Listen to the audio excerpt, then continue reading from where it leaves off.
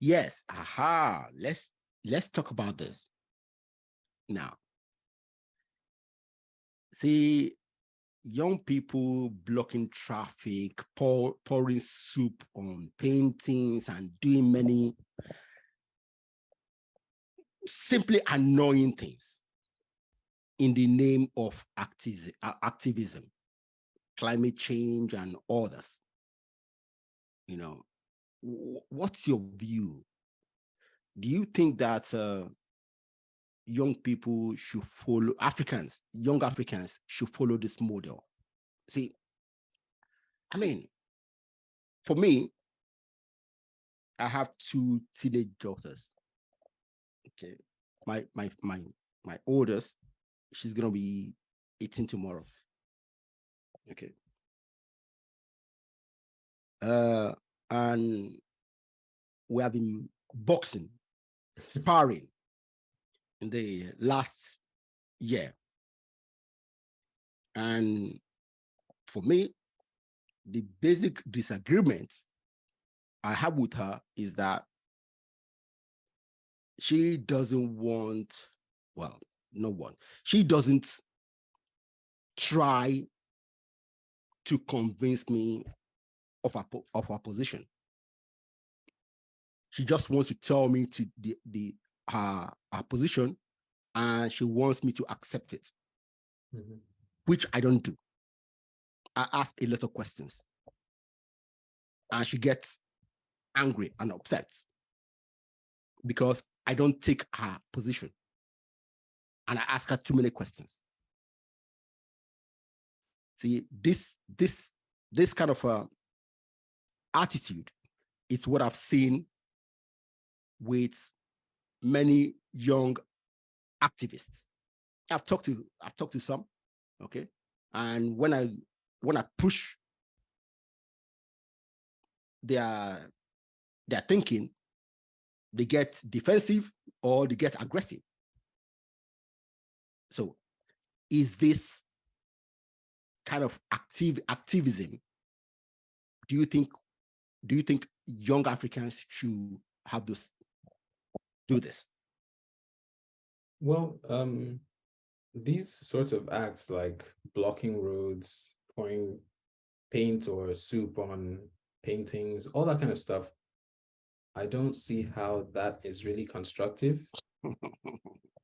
Is if anything, it's just causing a nuisance Yeah. in the public space. It's not really solving the problem.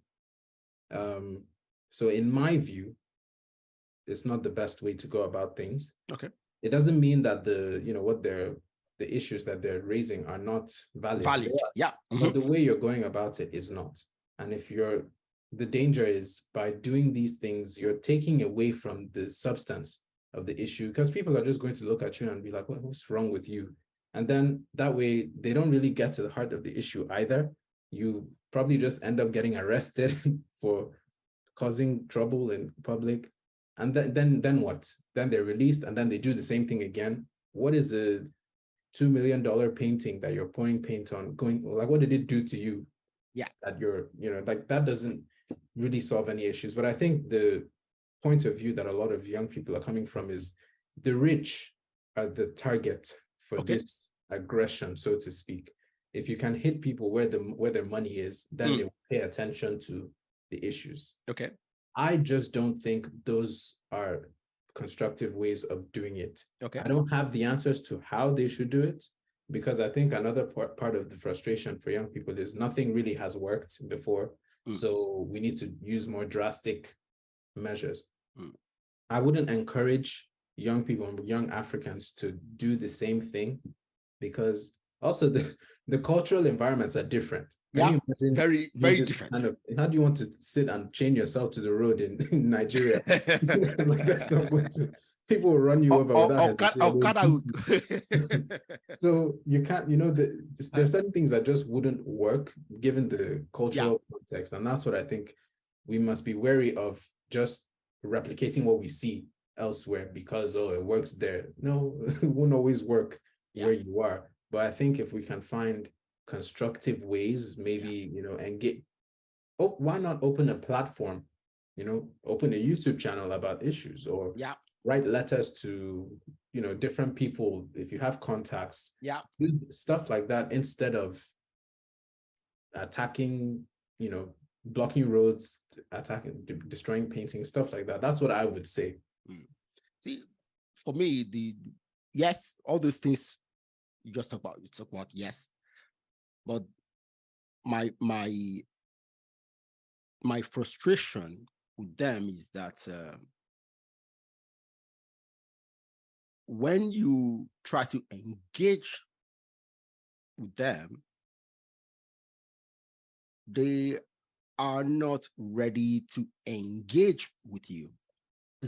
They just want you to accept their arguments without pushing back. I mean, this I see with young Africans. The same kind of argument I just told you. I just used my daughter as an example. Okay, she grew up in this environment, and she has that attitude, and that tells me this is how they learn from school, and I think it's a bad thing. Not being willing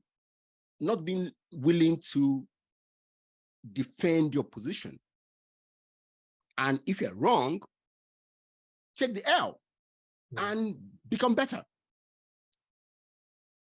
Okay, again, see, I've talked about when it comes to climate change. Hey, I study science. I love science. Yes, I believe climate change is real. Okay, now,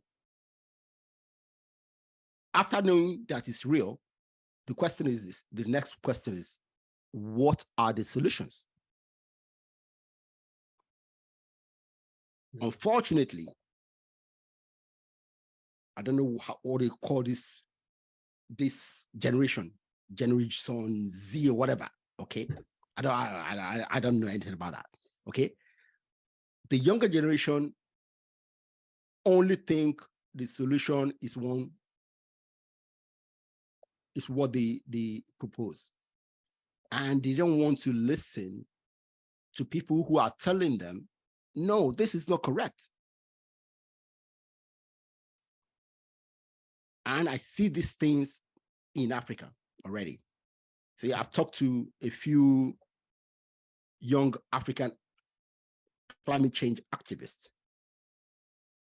Okay, one of them went to COP26. That was 2 years ago in Scotland, and I talked to him after that. Okay, now I didn't push back. I just listened to him. Okay, and that was because I myself haven't done a lot of work to understand the arguments. Okay, since then I've read maybe 3-4 books about the arguments, and I see the arguments. Okay, the argument is not that there's no climate change. No, the main argument is that the solutions and renewables are not the solutions if we really want to solve climate change in the next 30 years. The data is clear. So those things are those discussions are necessary to listen to understand the position of others, and that's what young people in the West mostly, and also the young people in Africa do not want to do.